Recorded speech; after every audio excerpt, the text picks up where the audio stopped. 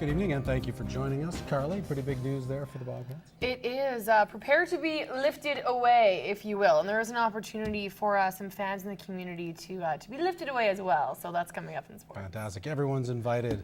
And Shauna, what are we looking forward to in the weather forecast? Well, it's not going to look so nice tonight, but I'll have all the details coming a little later on. But let's take a look now what's happening across Lloydminster. We're sitting under cloudy skies and 15 degrees. How does that compare across the region? Lakeland is under some showers right now, and the Battleford's lots of clouds, but still quite warm. As I said, the rain is coming. How much? I'll have all your details coming up a little later on. Well, it's now official. The suspicious death over the weekend has now been classified as murder.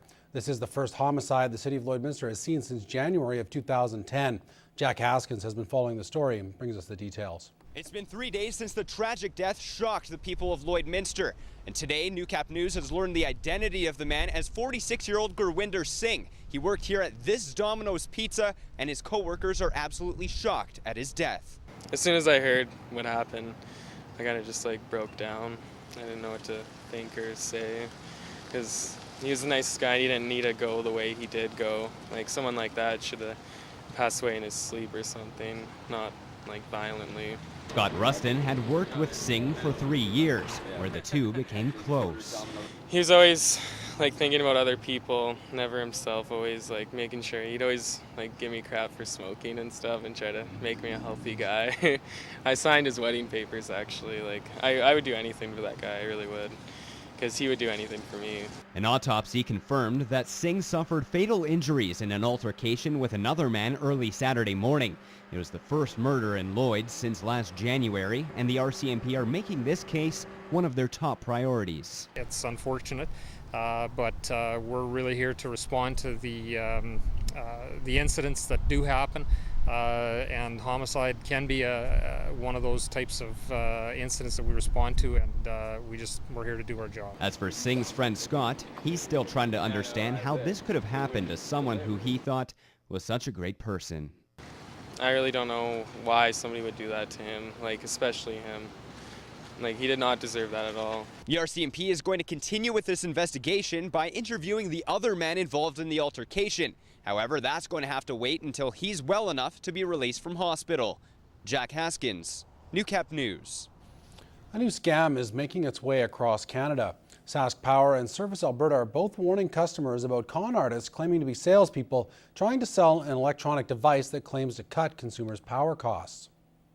We've had several complaints about someone phoning our customers, claiming to be a representative for a company called Hydro One or Sask Hydro or Power Saver Canada. Now they're promoting a product they claim can reduce power consumption and be good for the environment. And customers are told they can save 40% on their power bills if they pay $130 for this product. And Service Alberta says it's received several complaints of the same nature. Telemarketers and door-to-door salespeople are also trying to sell a power-saving device. In their sales pitch, they refer to a website, powersavercanada.com. The website and the staff claim this device can save money, but don't provide proof of testing to back it up. The company is not licensed in Alberta to sell as a direct seller door-to-door, and the device itself is not certified for use in Alberta, so consumers are best to be very wary about this one. If you'd like to file a complaint, you can call Sask Power or Service Alberta at the numbers listed here. You can also register with the National Do Not Call list or report the call to Phone Busters. Well, the green light has been given for an organic pilot project for Lloydminster, a first of its kind for the border city. Council approved the project last night.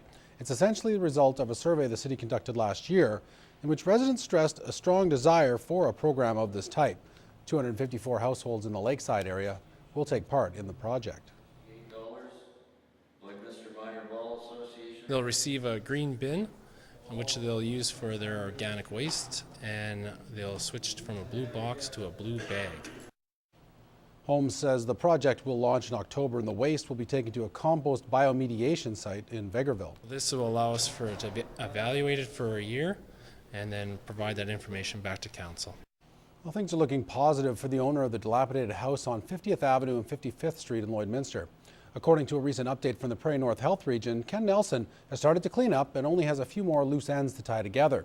Kathy Lee tells us how he was able to get things back in order.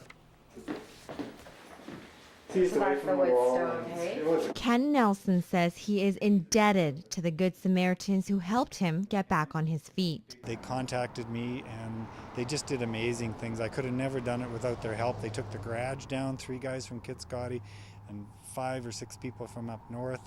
And this fellow from Vancouver came out of the blue. After volunteers saw an article in the paper about Nelson's dire circumstance, they came to his rescue. His lifestyle didn't conform to the city. So we did our best to help him conform with the provincial health authority and the request by the city. After about 3 weeks of cleaning, Nelson's house is almost bare. As you can see, there's not a lot of clutter left in this room. While Nelson has cleaned up quite a bit, he still has a few more things left to fulfill before he's in the clear. Public health wants him to have a backup heat source. He wants to have electric heat. They want to basically have a proper well for his sump pump in his basement.